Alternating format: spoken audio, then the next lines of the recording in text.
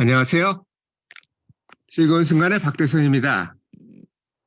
오늘은 변호사하고 회계사가 같이 쓴 유언, 그리고 상속관리, 자산관리 이런 내용을 리뷰를 할 예정입니다. 저는 책 읽는 걸 좋아하는데 물론 실망스러운 책도 많지만 읽다 보면 뭔가 하나씩 얻어가는 게 있어요. 이 책도 그런 예외 중에 하나는 아니었는데 최근에 했던 자산관리하고는 또 다른 측면에서 어떤 내용을 전해주고 있습니다. 그래서 좋은 것 같아요, 저는. 여러분도 독서의 즐거움을 같이 느끼시죠. 이 책의 내용은 자산관리부터 시작해서 그게 상속관리, 세금관리로 넘어가죠. 캐나다는 상속세는 없지만 양도세가 있거든요. 한국은 둘 다 있죠. 그래서 어찌 보면 이중과세 문제가 있습니다. 캐나다 같은 경우는 원래 양도세가 없었는데 그를 만들면서 상속세를 없앱니다. 두 개가 이중과세 문제가 있다는 생각이죠. 마지막으로 은퇴를 어떻게 하고 장래까지 쭉 살펴보는 과정이 되겠습니다. 자산관리에서 제가 잊고 있던 거를 이 책을 읽으면서 다시 깨우치게 됐는데요. 그 RRSP 같은 경우는 우리나라식으로 얘기하면 개인연금인데 이게 예금자 보호 한도에 들어갑니다. 만약 예금 상태라면 10만 불까지 그 보험에서 지급한다는 걸 저는 원래 알고 있었어요. 그런데 이 책을 읽기 전에는 RRSP는 원래 보호되는 거로 착각을 했었습니다. 그런데 그렇지 않아요. 만약 은퇴연금을 맡겨둔 그 금융기관이 파산을 한다든지 그래서 그 돈이 날아가면은 그건 재앙이겠죠. 그래서 10만 불까지 되니까 그 한도 내에서 분산해서 투자를 하라라고 제시를 하고 있습니다. 그리고 연금을 65세가 넘으면 받는데요. 국민연금은 낸 것만큼 맞는 거니까 어디에 살든 상관이 없는데 노령연금 같은 경우는 캐나다에서 20년 이상 거주한 경우 한국에서 이민을 온 분이라면 한국 것까지 포함해서 줍니다. 그렇기 때문에 웬만하면 다 받을 수 있는데 어쨌든 20년 이상 거주한 경우는 해주, 이주, 해외에서 살더라도 지급합니다. 은퇴한 다음에 사실 한 나라에 살 필요가 없죠. 예를 들면 겨울에는 뭐 멕시코나 이렇게 따뜻한 나라 혹은 어디죠? 필리핀이나 아니면 뭐 태국처럼 따뜻하고 비용, 거주 비용도 적게 드는 나라 이렇게 그런 나라로 갈 수가 있겠죠. 캐나다에서는 쿠바로 많이 갑니다. 쿠바가 싸거든요. 따뜻하고 겨울에도. 그런데 그 기간이 6개월 이상이면은 원천 공제를 하고 줍니다. 6개월 이내 같은 경우는 그냥 거주자 취급을 하기 때문에 바로 다 주고요. 나중에 종합과세는 해야 됩니다. 소득 신고는. 근데 6개월 이상이 되면은 25%까지 원천 공제를 합니다. 한국도 보니까 원천 공제에 들어 있고요.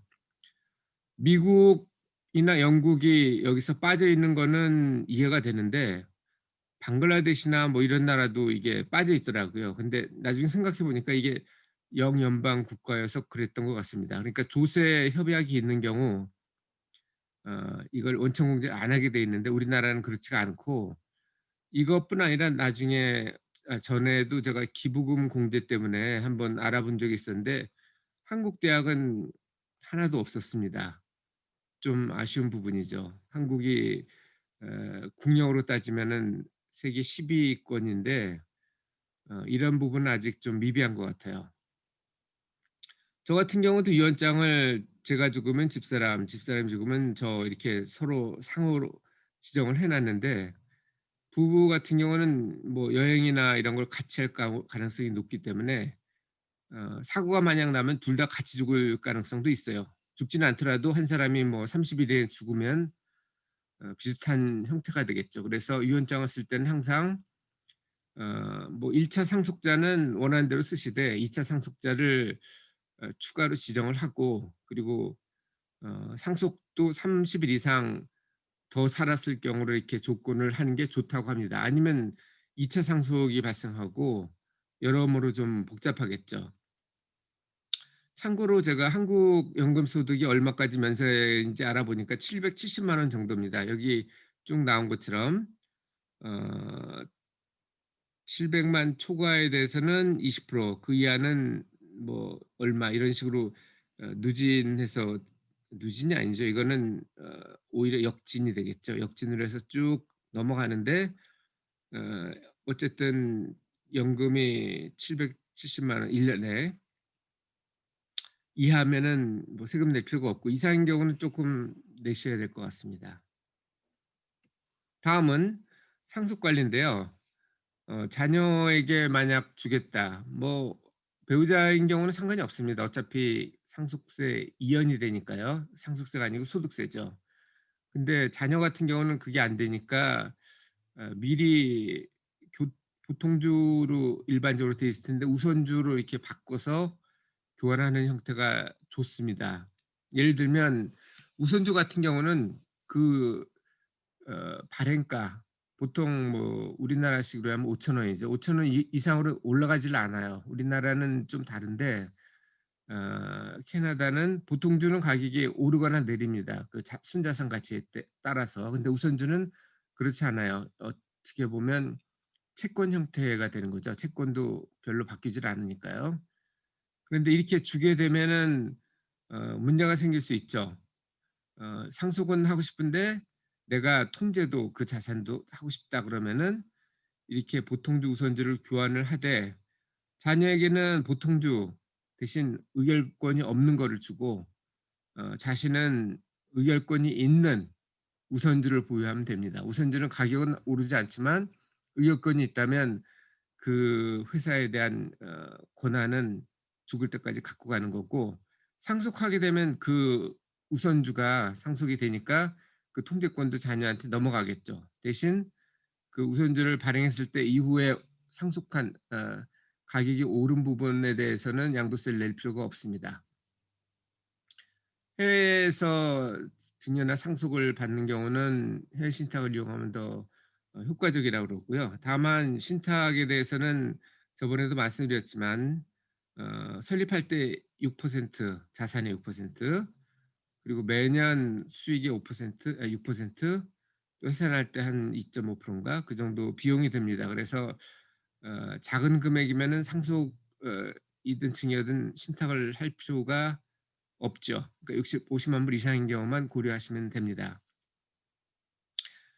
생전 신탁은 최고 소득세율로 과세된다고 저번에 말씀드렸는데요. 일반 신탁이나 혹은 이런 경우에는 그 세율이 최고 세율이 아니고 48%가 아니고 개인 세율, 그러니까 0% 에서, 그러니까 만 불, 만 불이 아니죠. 이거는 인적 공제가 적용되지는 않습니다. 만 불에 대해서 세금을 안 받는 이런 게 없어요. 무조건 소득이 생기면 24%에서 48%까지 누진과세가 됩니다. 그래도 필요할 수가 있겠죠. 명의 이전을 하면 이것도 당연히 양도소득으로 봅니다. 양도로 보기 때문에. 그래서 현금 유출이 되는데, 다만 고령자, 그러니까 65세 이상 자기나 혹은 배우자를 위한 경우는 이것이 어 유출되지 않습니다. 좋은 포인트죠. 그건 몰랐어요. 자, 그럼 세금 관리를 보는데, 이 세금은 아까도 말씀드렸지만 원래 상속세만 있었어요, 증여세랑. 근데 양도세를 도입하기 시작했죠. 72년도에. 그때부터 상속세를 없앴습니다. 한국도 아마 이런 식으로 가야 될 거라고 생각하는데, 지금 한국은 양도세율도 여기처럼 일반 소득세의 반이 아니고 상당히 높죠. 거기다 상속증여세도 엄청나게 높습니다. 그래서 일본이나 한국 같은 경우는 한 3대 정도 이렇게 상속이 진행되면 거의 자산이 세금으로 다 뜯겨 나가게 되는데, 그럼에도 불구하고 삼성이나 뭐 이렇게 LG 이런 데가 3 대까지, 지금 이재용 회장, 부회장인가요 아직? 삼 이 3 대인데 1조 원을 내야 된다고 그러죠, 세금을. 그러니까 2 조를 상속을 받았다는 얘기가 되겠죠. 아직 넘어가는 거 보면 뭐 그들은 특별한 또 노하우가 있는가 봅니다. 그런데 그렇지 않은 경우는 거의 없어진다고 보시면 되겠죠. 특히 인제 소기업 같은 경우, 중소기업 같은 경우는 넘어가게 되면은 상속세 내기 위해서 그 회사를 팔아야 되는 그런 눈물겨운 현상이 발생하기도 하는데, 어떻게 진행될지 두고 봐야 될 것 같습니다. RRSP 같은 경우는 개인연금이니까 입금할 때 그만큼 소득에서 빼주고, 그리고 그 안에서도 어 이익이 발생하면 소득세를 면제해 주고, 다만 인출할 때 어 세금을 내게 되는데요. 이게 양도소득이 원래 반만 과표로 잡기 때문에 48%가 아니고 24%를 내는데, RRSP는 그런 구분이 없어요. 그래서 인출 시 100% 소득으로 과세를 하게 되는데, 이거를 만약 사망한 경우엔 전액을 다 인출을 하게 되니까 그러면 48%를 내야 된다는 얘기거든요. 그래서 수혜자를 지금 바로, 이거는 유언장하고 상관없어요. RRSP 금융기관에 연락을 해서 배우자나 미성년 자녀를 이렇게 바꿔 놓는 게 좋습니다. 그리고 나중에 필요하면 또 바꿀 수 있으니까요. 비용 드는 것도 아니고, 모르겠습니다. 금융기관에 따라 받을지는 모르겠는데 어 어쨌든 바로 변경해 보시고, 비용이 들어간다면 고려를 다시 한번 해 보신 게 좋을지도 모르겠습니다만, 이 100% 소득으로 과세하는 거를 잘 고려를 하십시오. 그리고 1 주택 면세가 한국도 있는 것처럼 여기도 있는데, 한국과 다른 점은 여기는 금액 제한이 없어요. 한국은 9 억인가요? 그 이상만에 대해서는 세금을 내는데, 여기는 그런 거 없고요. 1 0 0만 불이라도 다 면세가 됩니다. 그리고 계속 거주해야 되는 건 아니고, 가족 중에 누구라도 일부 한시적으로 체지하면 적용이 될 수 있고, 연세율 계산한 공식이 있습니다. 주요 주택 연수 플러스 1 나누기 소유 연수이기 때문에 두 번째 주택도 2 나누기 소유 년수까지는 추가 공제가 됩니다. 한국하고 비슷하죠. 그래서 2 년까지는 상승분이 전액 면세가 될 수 있습니다. 그리고 농업에 대해서는 특별한 예외 규정을 뒀는데요. 원래 상속이 되면은 시장가로 받거든요. 물론 그만큼 세금을 내죠, 오른 만큼. 하지만 농업 같은 경우는, 이거는 뭐 농업뿐 아니라 임업이나 수산업, 어업까지 다 들어갑니다. 원가로 받습니다. 그래서 원가로 받는다는 건 뭐냐면 소득세를 그때 안 낸다는 얘기죠. 나중에 상속이 아니고 일반 매도로 해서 팔게 되면 그때 세금을 냅니다. 그때도 75만 불까지는 원래 소득공제가 된다고 그랬죠. 그래서 75만 불까지는 소득공제가 된다는 걸 이용하면 더 좋을 것 같습니다. 자, 그러면 마지막으로 은퇴와 장래 준비인데요. 사람이 죽을 때까지 뚜렷한 정신을 가지고 건강하게 살다가 죽는 것도 복인 것 같습니다. 요즘처럼 오래 사는 때는 돈이 없거나 아니면 누워서 아픈 상태에서 오래 있는 것도 사실은 일찍 죽는 것보다 못할지도 모릅니다. 어쨌든 아이들이 요즘은 뭐 다 맞벌이죠. 아이들이 뭐 테이크케어 해줄 가능성도 별로 없고, 그렇기 때문에 은퇴 후 대한 주거 시설을 미리 골라 놓는 게 좋습니다. 그 이유는 대기 시간이 길어요. 기다리다가 죽는 경우도 있어요. 그래서 그걸 미리 골라 놓고, 그리고 내가 누워 있으면 내 마음에 드는 게 아니고 자녀나 어쨌든 다른 사람 마음에 드는 걸 하겠죠. 예를 들면 뭐 돈이 없으면 싼 곳, 아니면 귀찮으면 뭐 먼 곳. 뭐 이렇게 되면은 나의 희망하고는 좀 멀 수 있기 때문에 미리 골라 놓는 게 좋습니다. 그 주별 협회가 있거든요. 롱텀 케어 협회가 있는데, 온타리오 같은 경우는 oltca.com이라고 돼 있네요. 거기서 쭉 비교를 해서 뭐 가까운 곳이라든지 뭐 비용이 리즈너블한 곳이라든지 뭐 이런 거를 골라서 최소한 3 군데 이상을 직접 방문해 보고 결정을 해 놓는 게 좋습니다. 해 놓고 미리 신청을 해 놓으면 좋겠죠. 그리고 장례비도 사전 지분 계약을 할 수 있는데 이때 만약 돈을 미리 내 놨다면 이건 신탁 형태가 되는데요. 15,000 불까지는 면세라고 합니다, 이거에 대해서. 그리고 이 계약할 때는 뭐 모자라면 당연히 청구를 할 거고 그러면 상속재단에서 지급을 하겠죠. 그렇지 않은 경우는 유족한테 반환한다는 내용이 들어 있어야 되겠죠. 그게 리즈너블하겠죠. 유언장이 없이 죽게 되면은 법정 상속을 하게 되는데 그런 경우는 주별로 좀 다릅니다. 그래서 제가 제일 큰 주 중에 하나인 온타리오하고 퀘벡만 조사를 해 보니까 온타리오는 상속자한테 일단 200,000 불을 주고 나머지를 자녀와 같이 똑같이 나눈 거고 퀘벡 같은 경우는 배우자가 3분의 1 그리고 자녀가 3분의 2 니까 만약 독자라면 독자가 2 배를 받겠죠. 자녀가 둘 이면 3분의 1 씩 받는 거고 자녀가 많으면 그만큼 더 줄어들 수가 있겠습니다. 검인 비용도 주별로 다 다른데요. 이것도 할증 누진이 됩니다. 그래서 예를 들어서 1,000,000 불을 받는다 그러면 10,000 불 이상을 내겠죠. 이거는 주별로 다 다르기 때문에 금액별로 또 다르고 다 조사를 하셔야 되는데 유언장이 없으면 이렇게 문제가 생깁니다. 검인 비용을 내야 되거든요. 유언장 없이 법정 상속을 하기 때문에. 그래서 유언장은 꼭 마련을 해 놓으십시오. 저번 제가 리뷰할 때 거기서 무료 사이트도 있었죠. 그러니까 지금은 무료 사이트를 에서 만들어 놓으시고 때가 되면 변호사를 이용해서 분쟁을 방지하는 것도 좋은 방법이 될 것 같습니다. 자, 오늘 상속 관리에 대해서 리뷰를 했는데요. 오늘 한 거는 변호사하고 회계사가 같이 하다 보니까 저번에 했던 것보다 조금 더 도움이 됐던 것 같습니다. 그래서 사람은 모두 죽기 때문에 여러분도 뭐 200년 후에 살 거라고 생각하지 마세요. 대부분 100년 이내에 죽습니다. 그리고 그 100년이라는 게 시간도 뭐랄까 누진적으로 빨리 지나기 때문에 어릴 때 1년하고 지금 1년이 달라요. 지금 1년은 내가 50대 1년은 100살까지 산다고 치면 나머지 50분의 1이니까 2%가 되고요. 1살 때 1년은 100살까지 역시 산다 그러면 훨씬 더 적죠.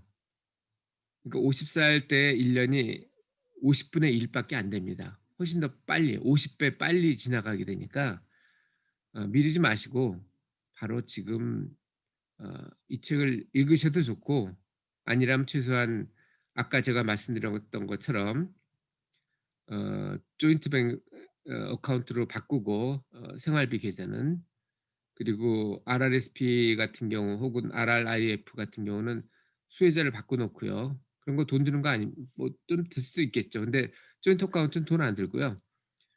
수혜자 넣는 것도 제가 거래한 데는 돈이 안 듭니다. 아마 여러분도 그럴 가능성이 높아요. 그 유언장도 무료 사이트를 이용해서 일단 만들어 놓으십시오. 그리고 나중에 변호사를 써서 왜냐하면 변호사는 돈이 드니까 그거는 어 추후에 하더라도 미리미리 준비하는 것이 중요하지 않나 생각을 해 봅니다. 자, 오늘도 즐거운 순간의 박대선이었고요. 여러분도 뭐 오래 살겠죠, 건강하게. 하지만 언제 어떻게 될지는 아무도 모릅니다. 확실한 거는 어 죽는다는 거고 그리고 그보다는 좀 덜 확실하지만 죽기 전에 도움이 필요할 수도 있습니다. 그러면 은퇴해서 살 장소도 미리 마련해 놓는 게 좋을 것 같습니다. 뭐 조금 우울해졌는데 꼭 그렇게 생각할 필요도 없어요. 미리 준비하면은 그만큼 남들보다 더 좋은 생활을 보낼 수가 있는 겁니다. 자, 오늘도 즐거운 순간의 박대선이었고요. 다음에 또 더 좋은 내용을 가지고 뵙도록 하겠습니다. 감사합니다.